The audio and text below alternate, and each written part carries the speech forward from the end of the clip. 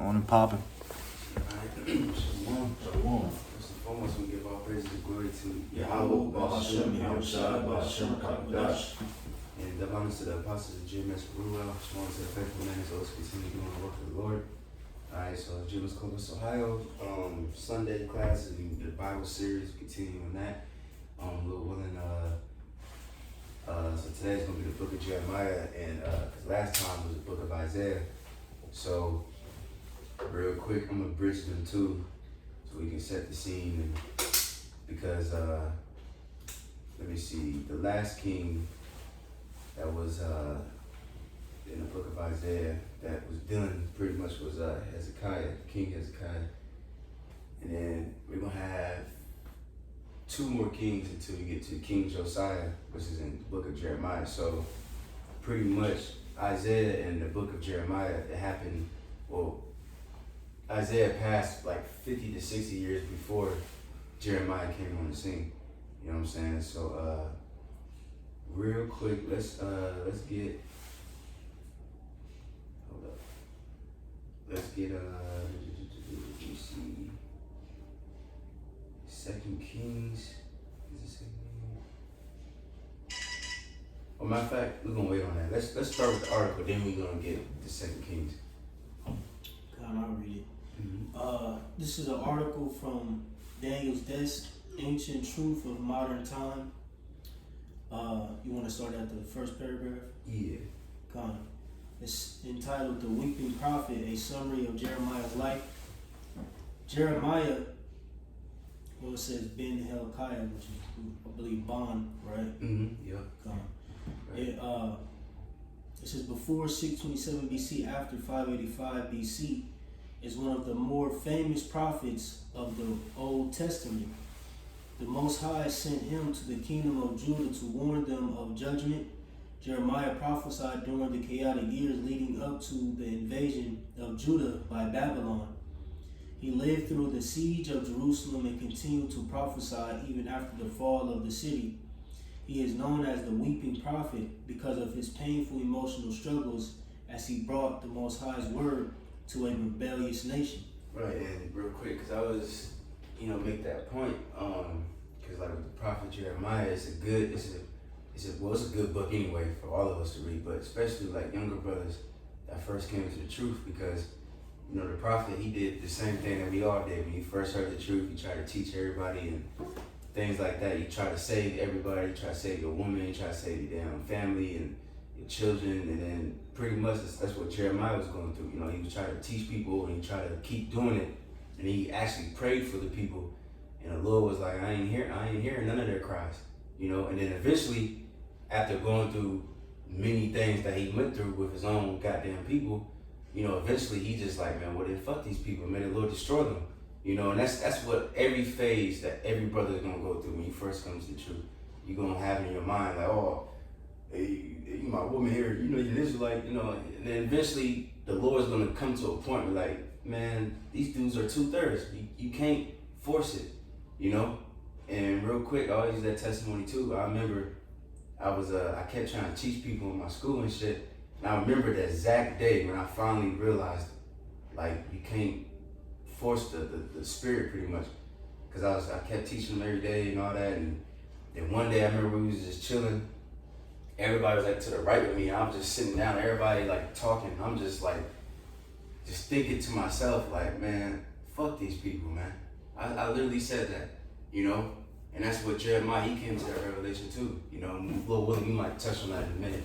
Unless, let's see, you guys know over there? We can wait. I just had to write it off. Alright, we can, let's read that next paragraph, then we're gonna get some scriptures. This is paragraph 2. It reads, Early life. It says, Jeremiah was likely born during the reign of the evil king Manasseh. He was born into the priestly village of Anathoth, 3 miles north of Jerusalem. This priestly village contained members of the tribe of Levi, although it was located in territory owned by the tribe of Benjamin. Despite his priestly heritage, there's no indication that Jeremiah himself was ever a priest. Right. So, real quick, let's back up a little bit, right? Mhm. So, because it says Jeremiah, son or son of Hilkiah, right? So now, if you read, matter of fact, let's read that real quick, Jeremiah 1:1, just the first verse. We're going to go back to that in a minute, but just to show that Jeremiah was in the time of King Josiah. And also, can somebody get 2 Kings 22, and you start at 1. I got Jeremiah 1. We can read that Jeremiah first. Got Jeremiah 1. Yeah. And 1, it reads, the words of Jeremiah, the son of Hilkiah, of the priests that were in Anathoth, in the land of Benjamin. Right. We read verse 2 too. But real quick, he says the son of Hilkiah, of the priest, right? So now in the Kings that we about to read in a minute, Hilkiah was the one that found the law. Now, some scholars say that they don't know if that was technically Jeremiah's father, but I mean, if you link it, it probably was his father. We don't know for a fact, but because they don't really specifically say, because they said that name was common back in the day. But most likely it probably was his father that found the law. You know what I mean? Because for a time, because what was his name? King what was King Hezekiah's son name? His son? Yeah. I got you. I got the chart right here. His son would have been Manasseh, yeah. Yeah, Manasseh, right? And then his son reigned after them. They was wicked as hell. Yeah, Ammon. Right, Ammon, yeah. You see? And then pretty much the law, they didn't, by the time of King Josiah, they didn't have the law, so they eventually they found it. And then that's when he brought the reforms in Judah pretty much. And then that's when pretty much the prophet Jeremiah started coming in the scene. You know what I'm saying? But you can read one more verse, and then we can get that 2 Kings. Kind of ain't that in 22, right? Yeah. Okay, yeah.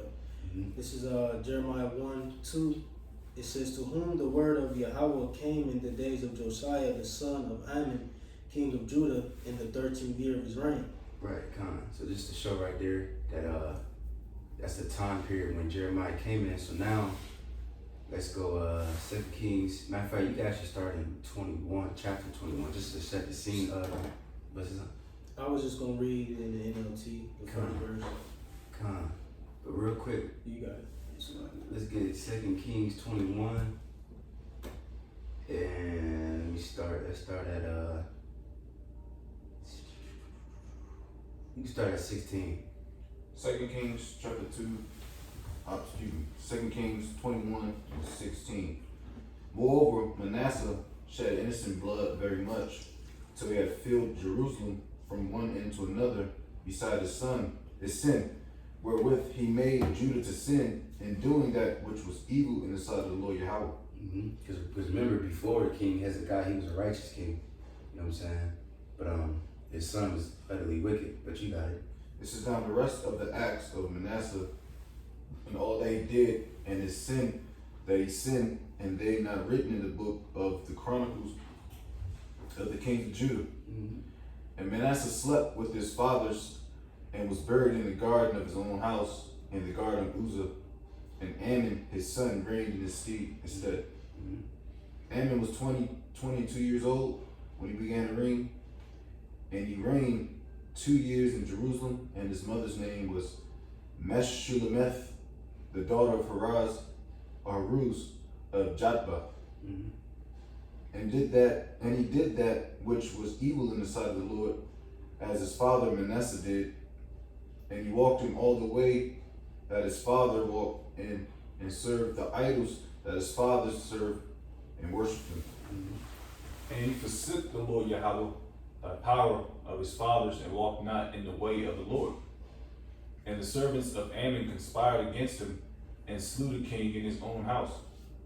And the people of the land slew all them that had conspired against King Ammon, and the people of the land made Josiah his son king in his stead. Mm-hmm. Now the rest of the acts of Ammon, which he did, are they not written in the book of the Chronicles of the kings of Judah? And he was buried in the sepulchre in the garden of Uzzah, and Josiah, his son, reigned in his stead. Right, so yeah, let's get a little backstory, you know what I'm saying? Now, as everything is bridging together, So now we got the King Josiah, the righteous king. He coming in, and now you can read that. Chapter 22. If you son Jake wanna read the NLC. Yeah, just because it kind of confirms that was his son, Hilkiah. Okay, come. This is Jeremiah 1:1. It says, these are the words of Jeremiah, son of Hilkiah, one of the priests from the town of Anathoth in the land of Benjamin. Oh, you say you read Jeremiah? Yeah. Oh, okay, come. Yeah, come, beautiful. That's beautiful. That's raw as shit, man. Hey, that's raw, cause I never knew that. You know what I'm saying? That's beautiful though. But you got more? No, that's it. I just wanted to read that. Alright, so now we can go to the 2 Kings 22. 2 Kings chapter 22 at the top.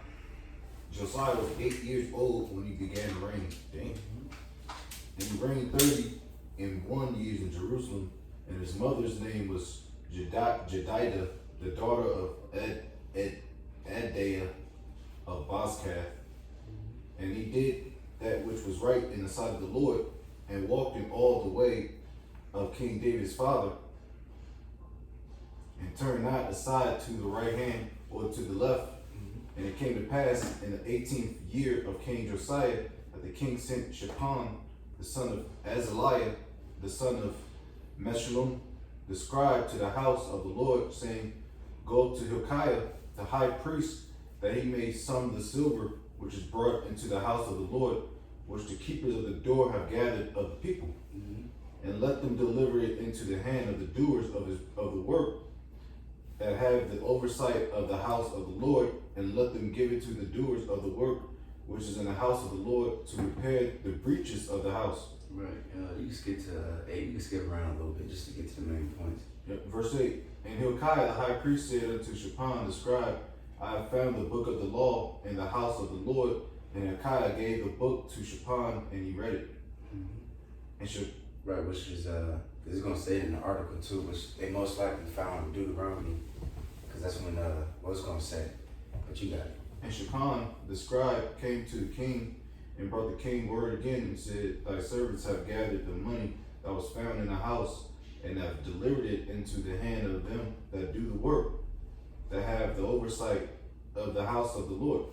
Right. And it just I'm just thinking too, remind me like of, in a way, like how these presidents are today, like how, like you have a Republican, he got one view, and then a Democrat comes in next, and he like changes it completely. It's kind of like, in a way, because you like King Hezekiah, and then his son's son was, King Hezekiah, he was righteous, and his son was wicked, and his other son was wicked, and then so they just changed everything. Jake was going the hell off, and then this king, King Josiah, came back in and brought back in righteousness. You know what I'm saying? So it's a lot of back and forth in the scriptures. You know what I mean? But you got it.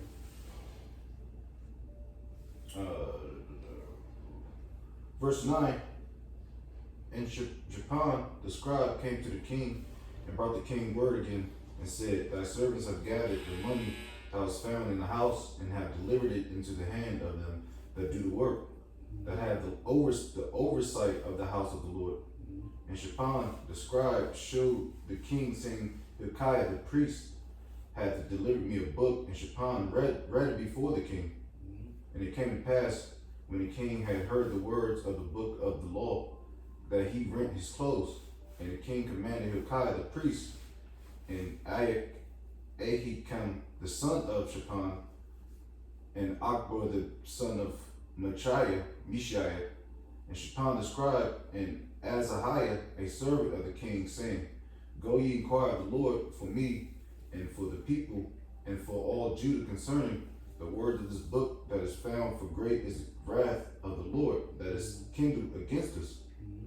Because our fathers have not hearkened unto the words of this book, to do according unto all that which is written concerning us.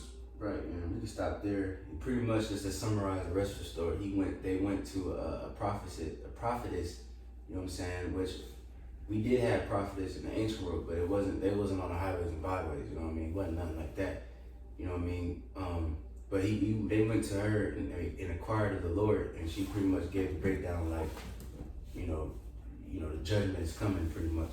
You know what I'm saying? But so just to give a little backstory, a little history on Jeremiah's father. So now we can go back to the article and continue.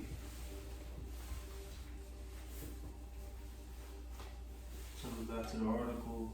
I believe we are in paragraph 2 under early life. It says, in the year 627 BC, Jeremiah received a dramatic call from Yahweh, the God of Israel, to begin prophesying to the nation. While we do not know Jeremiah's age at this time, he described himself as a youth, likely in his late teenage years. Jeremiah's call to the ministry involved the word of Yahweh coming to him. He received a promise that the Most High would be with him despite all challenges that he would face. His commission, which was internationally in scope, was described in his way. Right. And it's going to quote the scripture. We might as well just get it real quick because I want to get Jeremiah 1 anyway. So we can just go off back wherever you left off at. Okay, come. Jeremiah 1 and verses 3. It reads, it came also in the days of Jehoiakim, the son of Josiah, king of Judah, unto the end of the 11th year of Zedekiah, the son of Josiah, king of Judah, unto the carrying away of Jerusalem captive in the 5th month. Right, and real quick, so Jehoiakim, that was the king set up by Egypt, which we're going to touch on that in a minute. Go into more detail. That's very important because you're going to see how the power got switched from in Judah from obviously from Judah to Egypt, because they became a vassal to Egypt first, and then eventually Babylon. You know what I'm saying? Read about that book in Esther? No. Which one? Oh, the Kings? No. I'm talking about the kingdom and then that you're just talking about. And if I'm not mistaken, that's where, because Isaiah like 30 and 31 is like manifold, with prophecy. Because even before that, Jake became vassals to Egypt. That's why he said, "Woe unto you that go down to Egypt for help." Yeah. Because Jake was they was looking for refuge from Egypt, dealing with the wars, at that time. Yeah. And they carried all the way through up until we got was taken captive to the Egyptians. I mean, not the Egyptians, the Babylonians. This were some history. Because that's the spirit I was going into that history. But continuing on, it says, it came also in the days of Jehoiakim, the son of Josiah, king of Judah, unto the end of the 11th year of Zedekiah, the son of Josiah, king of Judah, unto the carrying away of Jerusalem captive in the 5th month. Then the word of Yahweh came unto me, saying, before I formed thee in the belly, I knew thee, and before thou camest forth out of the womb, I sanctified thee, and I ordained thee a prophet unto the nations. Right. So of course, this is the classic. You know what I'm saying? That's what all of us, through the Spirit, probably if you are a man of the Lord, you was born of the Holy Spirit, just like it said of not just of Yahweh Shai, but also John the Baptist. The wisdom. What it says is with the wise. You might as well get a few on that real quick. Wisdom is with the wise in the womb or something like that. No, it's in Sirach. Whatever else precept Jake can think of. Cause it's all predestined. Before we was even born. Before we even thought. I guess what older heads say. I was doing this before you even thought of. Hey, the Lord ordained us to be prophets before even our parents was even thought of. Whoever got it. I got you. This is Sirach 1 and 14. It says, the fear of Yahweh is the beginning of wisdom, and it was created with the faithful in the womb. Right. It was created with the faithful in the womb. It was edged in our existence. Even when we came out, we wasn't as soon as we came out, we wasn't in the truth. We still believed in bullshit Christianity or whatever doctrine that we was in. But still the Lord preserved us. We did our wickedness and we worshiped different idols, things like that. But the Lord preserved us and He called us out of the flock of Israel and ordained us to be separate, to be holy, to prophesy against this place. I got a quick one. Proverbs chapter 2 verse 6. For the Lord Yahweh giveth wisdom, out of his mouth cometh knowledge and understanding. Yes, hey, because again, that's beautiful because you got false prophets too. Mm-hmm. You know what I'm saying? And they wasn't ordained. As a matter of fact, can we look at that word ordained? Because you know what I'm saying, they wasn't ordained. This wisdom that we have, it has to be given from Yahweh. If it's not, then you can't buy it, you can't study enough for it. Because there's a lot of people out there too that are really diligent and study. And they actually know some shit. But still they don't have the Holy Spirit. Because that's what you need, the Holy Spirit to understand, to truly understand the scriptures, 100%. Can I finish yeah. verse 7? Verse 7. He layeth up sound wisdom for the righteous. He is a buckler to them that walk uprightly. Like just referring back to what the Taquan said. He said there are false prophets out there that's feeding you some bullshit, and people listen to it because they, like you said, they don't have the Rakak Dash, the spirit. So I got one. Luke 170, just to back up the point concerning, the prophets were sealed, long ago. This is Luke 170 says, as he spake by the mouth of his holy prophets, which have been since the world began. So Jake was ordained even prior to being in the womb, really. You know what I'm saying? Since the beginning of time. When the Lord, started creating, he had his prophets set up. Those choice spirits ordained to, be prophets on the planet Earth. that's crazy to think about. That's why it's such a fearful thing when you in this thing. You know what I mean? Because you don't know if you're gonna make it or not. You know what I mean? But that's the principle is having that fear of Yahweh Shem Shah to keep this thing going, man. Good. Wait, did we look at the word? ordained? Yeah. Yeah, I got you. This is ordained or ordained in an online etymology says to appoint or admit to the ministry of the church, to decree, and that it says place in order, arrange, prepare, consecrate, designate. Right. He said decree, right? God. That's like a king. Kings in the ancient world, they would make a decree. You know what I mean? And it would be like pretty much like an order. This is what's going to happen, and that's what the Lord do. He does that for everybody, not just the prophets. Like, okay, this person he gonna be a 2/3. This person he gonna be a heathen. He gonna be a king. He gonna be, everybody's lot or position is already determined in the heavens. You know what I'm saying? And we just come on the earth and just play everything out. But you can go back to the Jeremiah 1.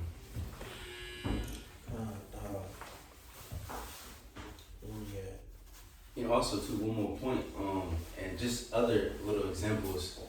If you read like Samson, how like when the angel went to the parents and he told them that this is what he gonna do when he goes over there, he gonna deliver.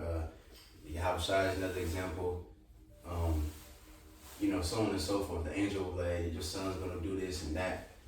Just for another example that everybody's predestined. You know what I'm saying? But you got. I got one more example for you.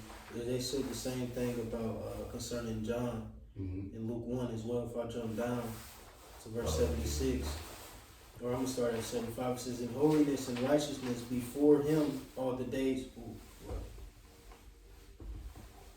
What is speak?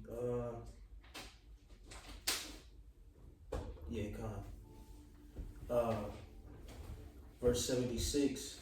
Verse a lot. Let me jump up a little bit.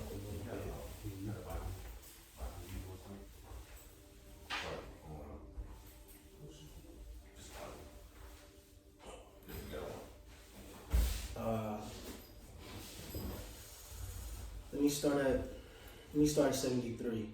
It says, "The oath which he sware to our father Abraham, that he will grant unto us, that we being delivered out of the hand of our enemies, might serve him without fear, in holiness and righteousness before him all the days of our life. And thou, child, shalt be called the prophet of the highest.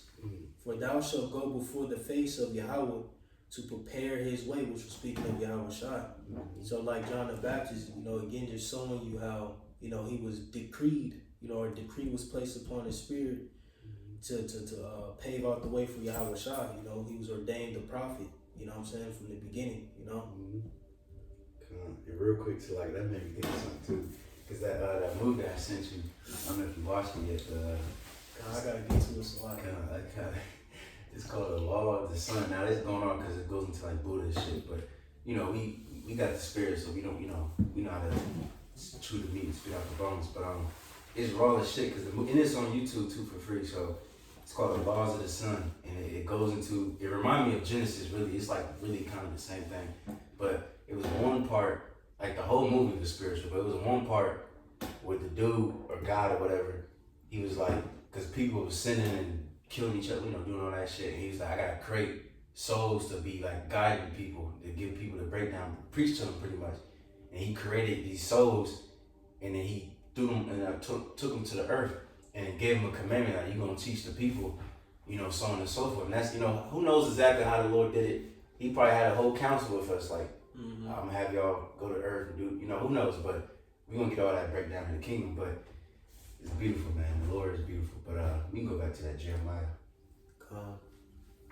Jeremiah 1 in verses 6. It says, Then said I, Yahweh God, behold, I cannot speak, for I am a child.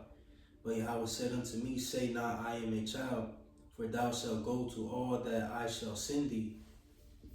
And whatsoever I command thee, thou shalt speak. Right, so it's two things, you know what I'm saying? He said, I'm a child, right? And even King Solomon said the same thing when he became king. If you read that Wisdom of Solomon, I believe 9 or 8, 7, one of those three, you know what I'm saying? And he became a king at the age of 20. But he was praying to the Lord, like, I'm a child, I don't know how to, that's why he prayed, that's one of his famous prayers, give me understanding so I can judge your people and know right from wrong.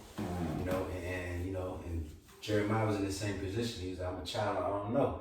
But the Lord, he works in mysterious ways, as he said. He could have chose an older man that more knowledgeable, but he wanted Jeremiah to go do it. You know what I'm saying? And also he said, whatsoever I command thee, thou shalt speak. That's another thing that's very, very important with this doctrine. We can't teach what we want to teach, or our opinion and all that bullshit. We gotta teach the word as it is, as you're supposed to teach. He said the same thing to the prophet Ezekiel. He said, I'm gonna put my words into your mouth, But you got it. It reads in verses 8, Be not afraid of their faces, for I am with thee to deliver thee, said Yahweh. It says, Then Yahweh put forth his hand and touched my mouth, and Yahweh said unto me, Behold, I have put my words in thy mouth. See, I have this day set thee over the nations and over the kingdoms, to root out and to pull down and to destroy and to throw down, to build and to plant. Right, see, so that's the power of a prophet, It says, I set you over the nations, over the kingdoms, to root out and to pull down. And that's what we're doing right now.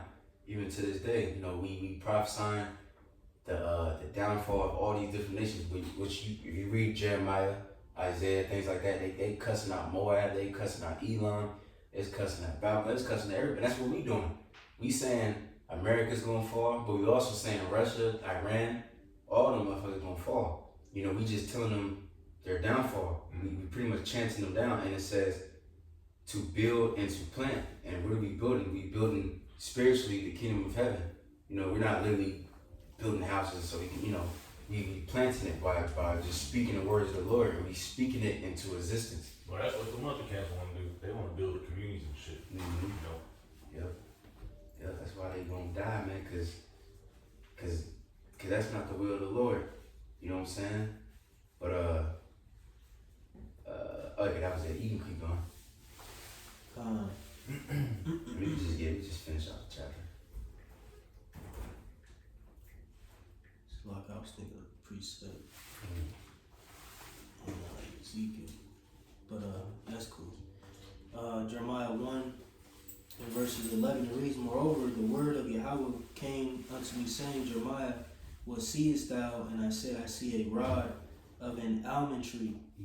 Then said Yahweh unto me, Thou hast well seen, for I will hasten my word to perform it. Now, real quick, what does that almond tree represents? All right, if you look up real quick, let me pull it up. If you go into almond trees, they are like one of the first trees to bloom during the spring. I'm gonna read it real quick, just a simple Google search.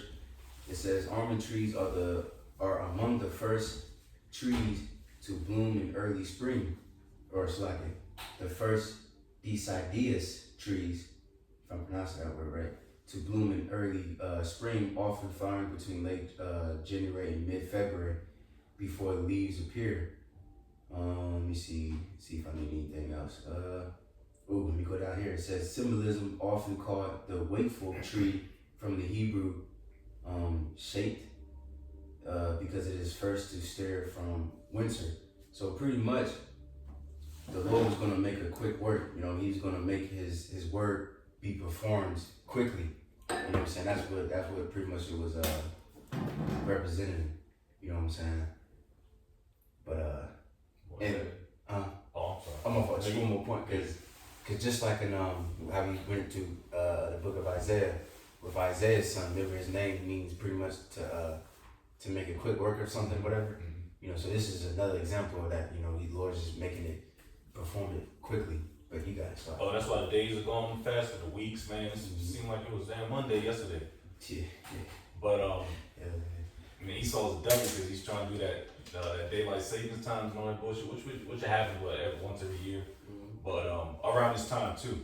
But that's how this place is going down, very quick. All right, they said this place is gonna go down in 1 hour, man. That's fast, you know. It took since 1776. Well, prior to that, for this kingdom to be built up, but it's gonna crumble in an hour, bro. That's funny. I got scripture to say. Matter of fact, can you get that real quick? It's Zephaniah 1. I forgot what verse, but it says the Lord shall make a speedy riddance. You know, just like the old saying, good riddance. You know, finally, this place deserved to be destroyed. Okay. I think it's like right after 14. I know it. I got you. Oh yeah, I got it. It's the last verse. This is Zephaniah chapter 1 verse 18. Neither their silver nor their gold shall be able to deliver them in the day of the Lord's wrath, but the whole land shall be devoured by the fire of his jealousy. For he shall make even a speedy riddance of all them that dwell in the land. Right. Right. Be devoured by that fire, the thermonuclear missiles, and also that chariot fire. Alright, and it's going to make a speedy riddance. You know, we look at that word riddance in online etymology. It says that cleaning out, removal, clearance, demeaning a deliverance from something superfluous or unwanted. And this place is unwanted. Let's see. That's happening every day. People are getting fed up with this fucking place. It ain't no longer that tender and delicate place everybody wants to visit. No, niggas trying to get up out of here, man. Pursuant to Isaiah, the 13th chapter. You know, these heathens, they going back to their lands, man. And one more.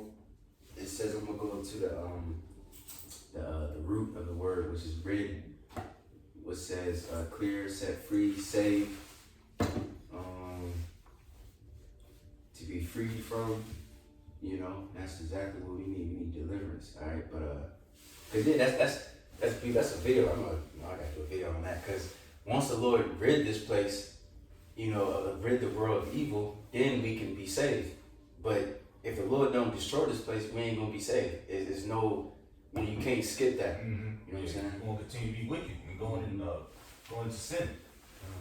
You know. But we can go back to Jeremiah. We got some more. Jeremiah 1 and where we at? Verses.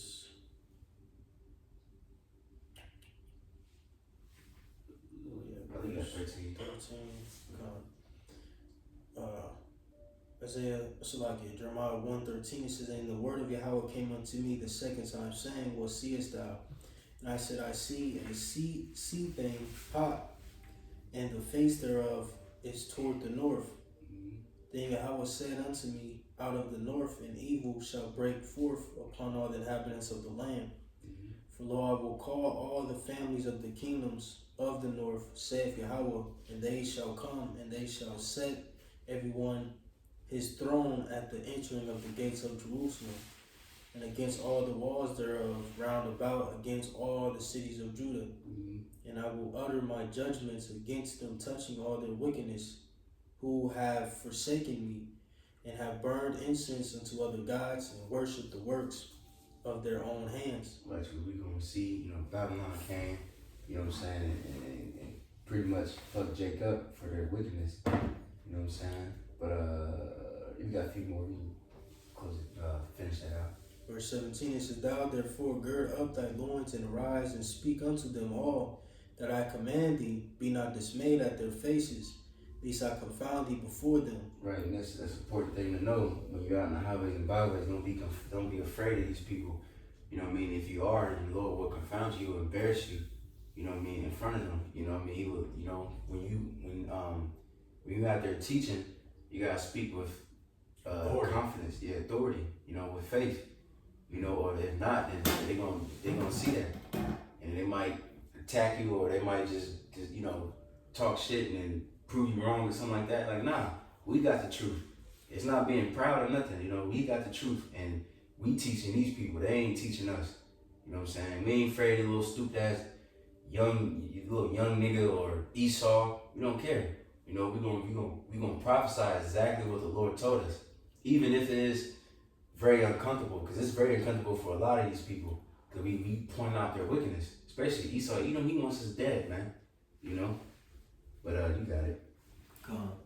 Jeremiah 1:18, it says, Behold, I have made thee this day a defense city, and an iron pillar, and brazen walls against the whole land, against the kings of Judah, against the princes thereof, against the priests thereof, and against the people of the land. And they shall fight against thee, but they shall not prevail against thee, for I am with thee, saith Yahweh, deliver thee. It's like Yahweh to deliver thee. Right, so this is just, Jeremiah, when he began his calling, you know what I mean? But he said what? That they gonna fight against you, will not prevail. Can we get real quick, the gates of hell shall not prevail against you, Peter, upon his rock. You know, because that war is coming, like I said earlier, we had a prophesying against these people, and they hate it. Esau, specifically too, he gnashing upon his teeth, wanting to really wipe us out. But the Lord is going to protect us. He ain't going to prevail against us, You got it. Matthew 16:18 says, And I say also unto thee that thou art Peter, and upon this rock I will build my church, and the gates of hell shall not prevail against it. Right, the gates of hell shall not prevail against this church. We're gonna have the victory at the end. They're gonna try to round us up and chop our heads off, and they're gonna get certain brothers, but the Lord's gonna lift up a standard and deliver us. And then He's gonna give us the neck of our enemies. Got a quick one? Real quick one. Psalms 91, at the top. He that dwelleth in the secret place of the Most High shall abide under the shadow of the Almighty. I will say of the Lord, He is my refuge and my fortress, my power, in Him will I trust. I don't want to keep going, but surely He shall deliver thee from the snare of the fowler and the noisome pestilence. All right, that says destruction that's about to come up. Esau's wrath, that's read about in Revelation 12 chapter. Mm-hmm. He's going to get his choice men up out of that. Even if we have to fucking get our heads chopped off. Let me see. When you go back to the article, you can skip that scripture because we already read that. You can just read the right under that Jeremiah 1:10. Jeremiah 1. What's the like? Okay, you said right under that? Yeah. Okay. Again, under early life, we in the fourth paragraph. It reads, says, This was confirmed by two visions Jeremiah saw an almond branch, which through a play on Hebrew words indicated that the Most High was about to fulfill His word. He also saw a kettle of boiling liquid, tilting dangerously on the side and leaning toward the south, an indication of the coming of Babylonian destruction that would descend on the kingdom of Judah from the north. Josiah was king at this time, and he can assume that Jeremiah quickly involved himself in the reforms that Josiah was organizing. This included in 622 BC the finding of the lost book of the law, likely the book of Deuteronomy, in the temple complex. See 2 Kings 22 and 8. And real quick, just to get that word, reforms is intentional changes designed to improve a system, law, organization, or behavior by removing faults, abuses, or errors. You know, they did that when they, found the law, which we already went through. But you got it. It says societal opposition. It says despite Joash's attempts to reform the people from pagan worship, Jeremiah's ministry was marked by opposition. Josiah himself was killed in battle in 609 BC. From that point on, Jeremiah faced both cultural and royal opposition that steadily intensified. Right, so real quick, because we already went through this history a little bit when we was going through the Kings and Chronicles and things like that, but let's touch on it again just so we can see what's going on during the time of the book of Jeremiah. So real quick, we can just I think it's 2 Chronicles 36, but first let's read. I put an article in the Telegram. You see, it's the last one I put. The Battle of Megiddo. Somebody can read that from the top. The Battle of Megiddo is recorded as having taken place in 609 BC when Pharaoh Necho II of Egypt led his army to Carchemish, northern Syria, to join with his allies, the fading Neo-Assyrian Empire, against the surging Neo-Babylonian Empire. This required passing through territory controlled by the kingdom of Judah. The Judean king Josiah refused to let the Egyptians pass. The Judean forces battled the Egyptians at Megiddo, resulting in Josiah's death and his kingdom becoming a vassal state of Egypt. The battle is recorded in Hebrew Bible, the Greek First Esdras, and the writings of Jewish historians Josephus. So this is a very important battle because, like I said, that's when pretty much, because Egypt was going to try to help the Syrians because they starting to losing their power now. Because the book before is the book of Isaiah. That's when the Syrians, they was on top. But now during this time they starting to lose their power, and then Babylon is starting to become the world power at this time. You know what I'm saying? So the Egyptians try to go help them. They have to go through the land, and Josiah tried to stop him, and then he ended up getting killed. And then the Pharaoh king made his son a vassal king and made them tributaries. You know what I'm saying? And what's it called? Eventually, after that, you know what I'm saying, they still end up losing.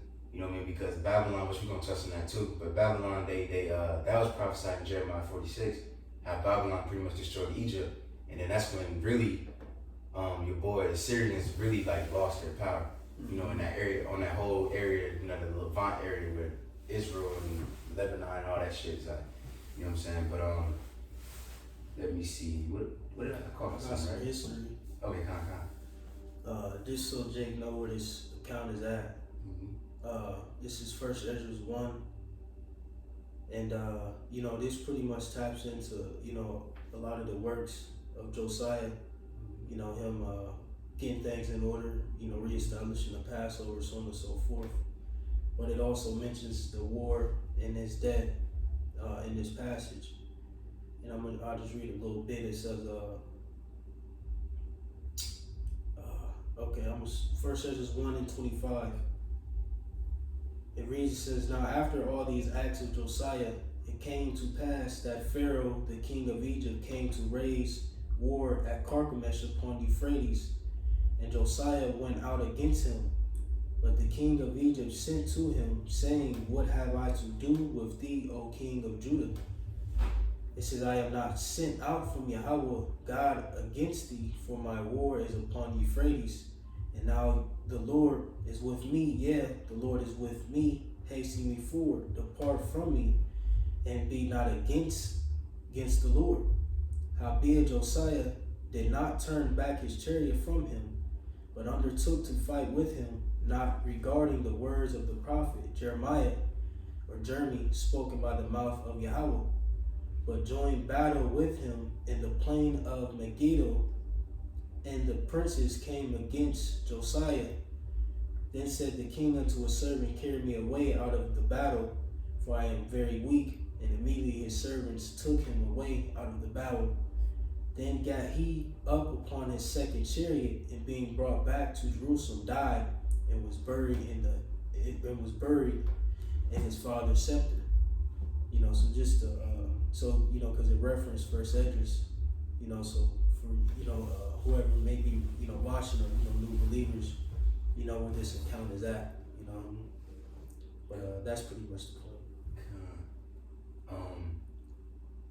Let's get just because what you just read, did it mention the king after Josiah? I believe. Let me see.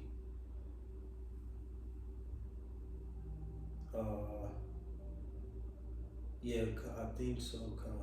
I can read a little more. Yeah, because I was gonna read Chronicles, but if it's in there, we can just read it off there. Yep. Okay, I'll read through the 34. If it's what you like, verse 32, it says, and in all Jewry they mourned for Josiah, yet Jeremy the prophet lamented for Josiah. And the chief men and the women made lamentation for him unto this day, and this was given out for an ordinance to be done continually all the nation. It says, so like it done continually in all the nation of Israel. Right, real quick, in Jeremiah, because it's recorded in the book of Jeremiah too, and it said they made songs, you know what I'm saying, about him, like it just said to this day, like they've been doing it for a long time. That he was very loved. But you got it.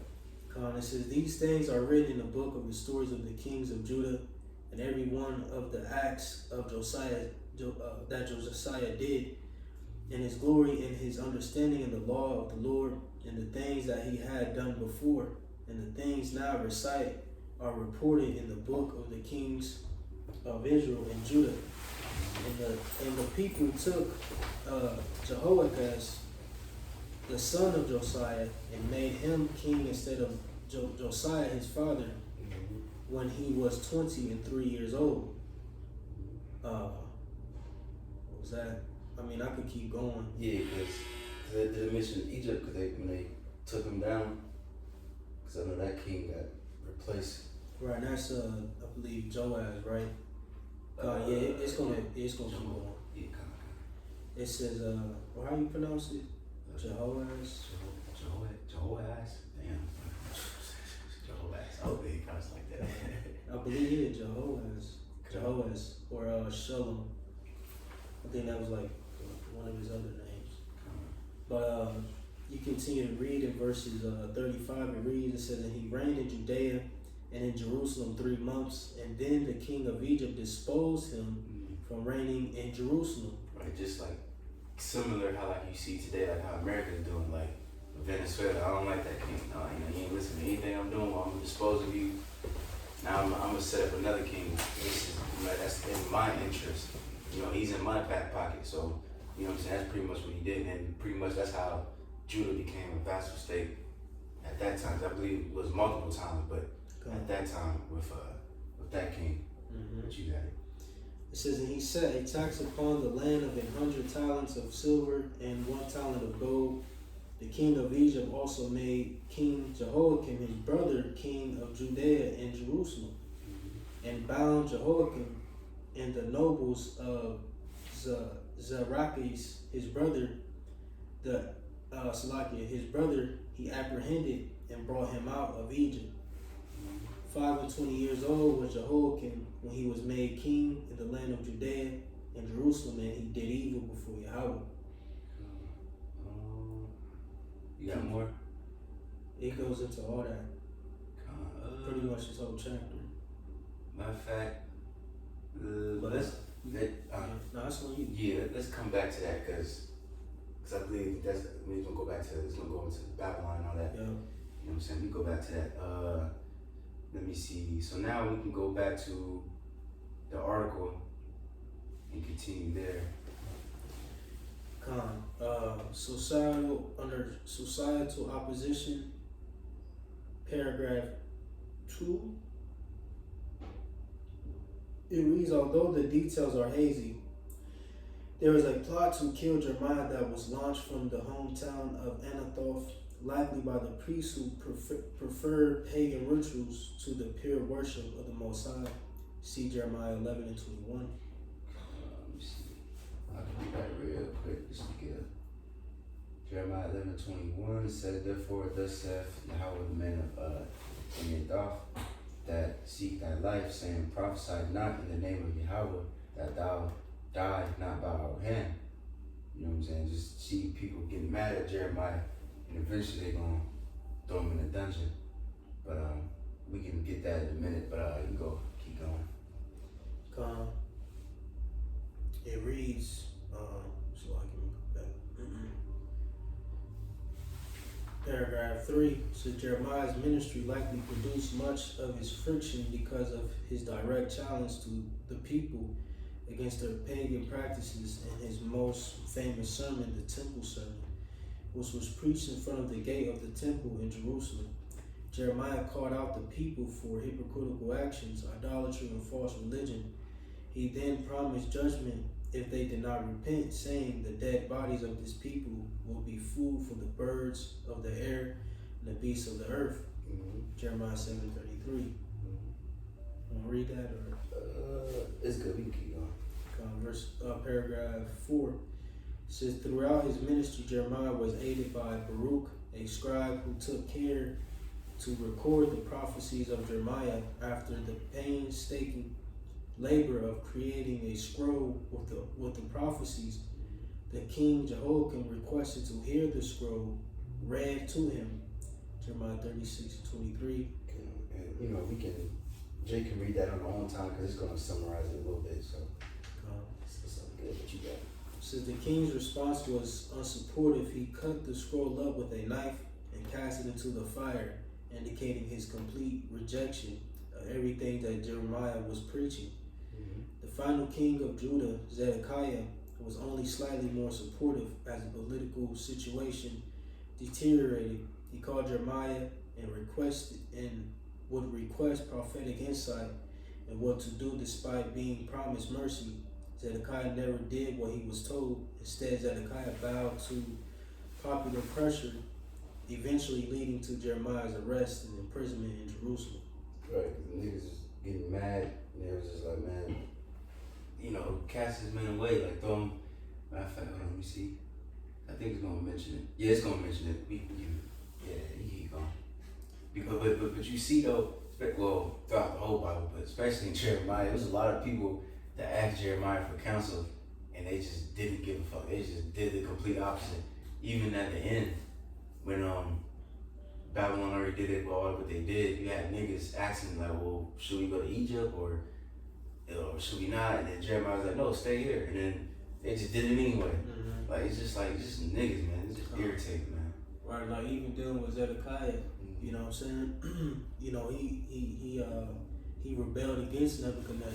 You know what I'm saying? That's which aided in his downfall. He was supposed to give in, so to speak. It was inevitable, But because of pressure and all that, But you want to continue this article? Yeah. Under the siege of Jerusalem, paragraph 1, it says the most dangerous time of Jeremiah came after Jerusalem was besieged by Nebuchadnezzar, king of Babylon. Recognizing that the Most High was no longer willing to remove the Babylonian threat, Jeremiah preached to the people to submit to the Babylonians in this way. They would be spared rather than destroyed. This preaching led him to be accused of treason and weakening the fighting spirit.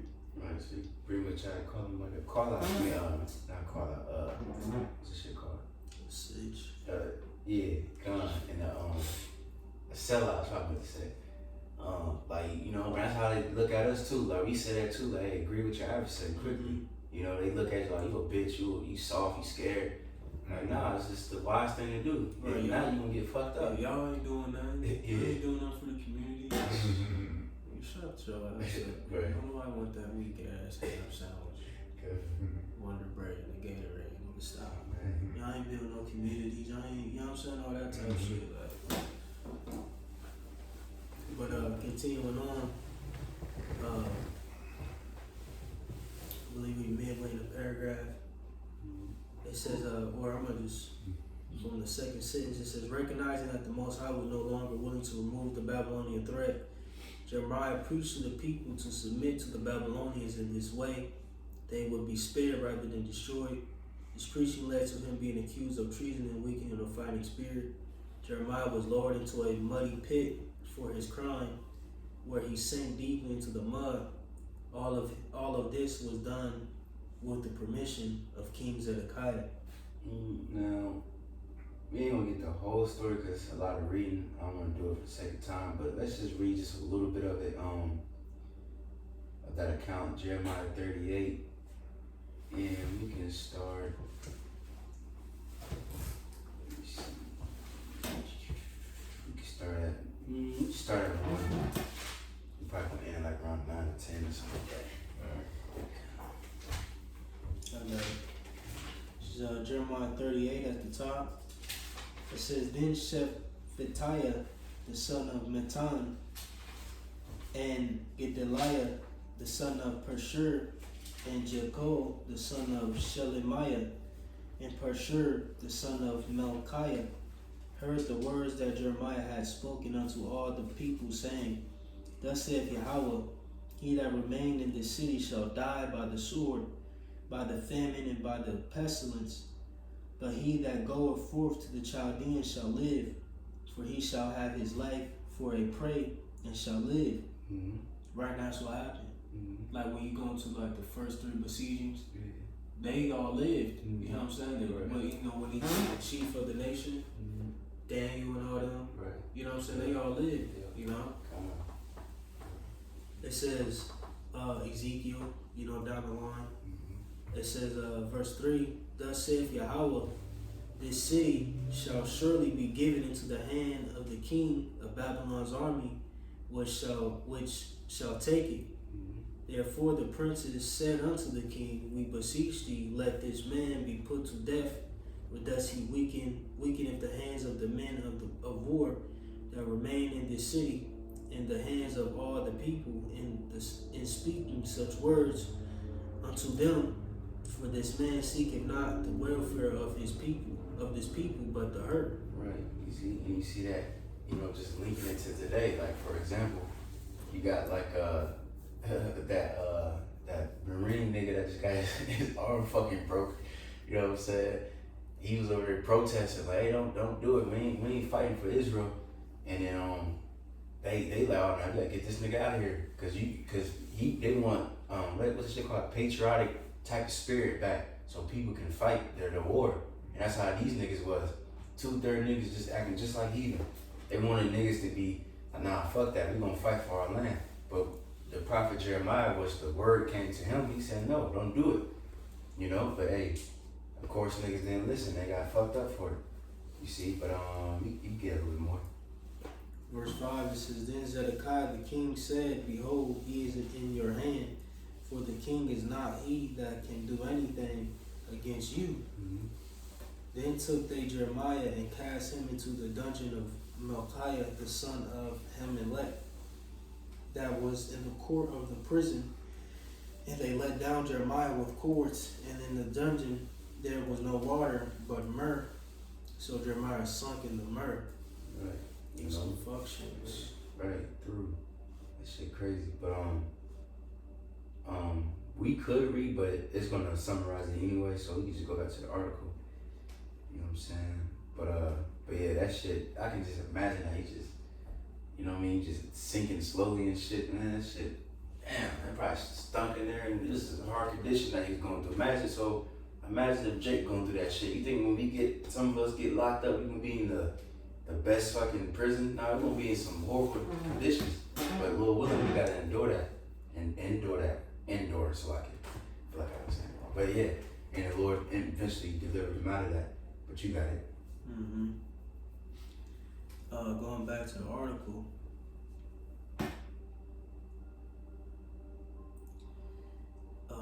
We had paragraph 2. It says Jeremiah was saved by one of the intervention of Ebed-Melech, an Ethiopian court official who pled with King Zedekiah to rescue Jeremiah, receiving royal permission. Ebed-Melech raced to the pit with 30 men. He lowered ropes and rags down. The prophet stuffed the rags under his arms and was lifted out of the mud by means of the ropes. Mm-hmm. This prevented Jeremiah's immediate death, but he remained a prisoner. Finally, on July 19th, 586 BC, Jerusalem fell to the Babylonians. And let me see. Yeah, that was when they completely destroyed the temple, Real quick. I just want to get the quick account real quick of Babylon. Somebody can find that before I do. Just going into how Babylon received it and all that. I think it's one of the kings, or let me see. I think it's more in First Ezra too. Ooh, I think one's in Second Chronicles 36. Yeah. At the end. That's a good one. Yeah. So yeah, whichever one you want to get. I mean, I could. You want to continue on the First Ezra? Yeah, you might as well. It goes into First Ezra 1. It goes, pretty much through the process. Verses 40, it says, "Wherefore against him Nebuchadnezzar the king of Babylon came up and bound him with a chain chain of brass and carried him into Babylon. Nebuchadnezzar also took of the holy vessels of Yahweh and carried them away and set them in his own temple at Babylon. But those things that are recorded of him and his uncleanness and impiety are written in the chronicles of the kings." Let's see. We could go to Chronicles, I guess. You kind of if I jump down, I mean, it pretty much goes through the whole process.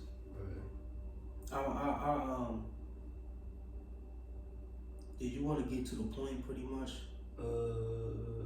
Yeah. Would Chronicle be better? Probably. Yes. You can go down a little bit, like 17, or yeah, you can go like 17. This is Chronicles 36 and 17. It says, "Therefore he brought upon them the king of the Chaldees, who slew their young men with the sword in the house of their sanctuary, had no compassion upon young man, or maid, old man, or him that stooped for age. He gave them all into his hand, and all the vessels of the Most High, great and small, and the treasures of the house of Yahweh, and the treasures of the kings and of his princes. All these he brought to Babylon, and they burnt the house of the Most High, and brake down the wall of Jerusalem, and burnt all their palaces therefore with fire, and destroyed all the goodly vessels thereof." Right. Jake was just completely destroyed. You know what I mean? We had no power, because then I don't know if it's gonna mention it, because it just left the poor of the land. You know what I'm saying? But you got it. Verse 20 says, "And them that had escaped from the sword carried he away to Babylon, where they were servants to him and his sons until the reign of the kingdom of Persia." Like you said, men honorable mentions like Daniel, and what was it? Ezekiel, so on and so forth. You know what I'm saying? But you got it. But Jeremiah, him himself, he was which I think they're gonna mention in the article. But he was offered to go, but he decided to stay in Judah or Jerusalem. You know what I'm saying? But you got it. Yeah, Azariah, Mm-hmm. Hananiah, you know, Mm-hmm. 3 holy children, so to speak. I feel like when there's somebody, Shadrach, Meshach. Meshach, and Abednego. when there's somebody else though, like a prophet or somebody out there. No, I might be. We might have got them all then. Ezekiel, Yeah. just some main figures. You got it. I think they say, hold on. I think they say.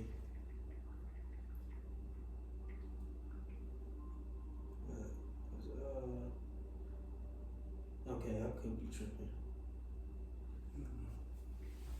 It kind of sound good. You got it.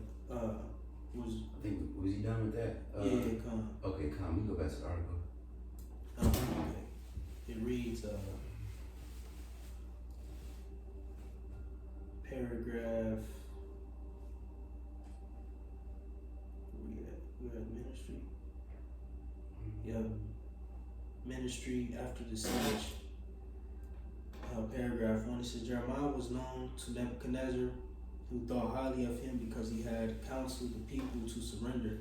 When the city fell, Nebuchadnezzar instructed his officers to rescue Jeremiah from prison and give him liberty to live in the land. While all the leading citizens of Judah were deported back to the Babylonian heartland, the poorest people in the land were allowed to remain. Jeremiah was given his liberty to continue living with them, which he did, yet as political instability continued to rock the region, including the assassination of the Babylonian governor, the populace began to consider migrating to Egypt in order to avoid being under the rule of Nebuchadnezzar. They eventually formed a delegation, and the group asked Jeremiah whether they should go to Egypt. Jeremiah consulted with the Most High, asking for direction for the people. The Most High answer was clear: they should remain in the region and should not travel to Egypt. On receiving this answer, the people promptly accused Jeremiah of prophesying for his own benefit and prepared to leave for Egypt, taking Jeremiah probably by force along with them. What's that in like Jeremiah 25 or 29? I'm just thinking of the account. Not for sure. So, It might be. I think it's 25. Maybe. I'm just thinking aloud. I'll continue on. Let me continue. Yeah. Paragraph 3 says, while Jeremiah's writings were meticulously recorded by the scribe Baruch, who ended up rewriting the scroll that was burned by the king, nothing else is known of the prophet. He likely lived in Egypt until his death. His prophecies recorded dire predictions of the fate of the nations of his day, but also promises of hope. Jeremiah saw the worst in man, and he knew that what humans need is not external rules and regulations, but a heart change to be obedient to the Most High. He prophesied of a day when the Most High would make a new covenant with his people, writing his law on their hearts. Which is that's going into the new covenant, you know what I mean? And Yahushua, you know, as they call it, the last supper or the Passover that he was tending before he passed. He said this is the blood of the New Testament. All right, you look at the word testament and covenant is literally like pretty much the same meaning.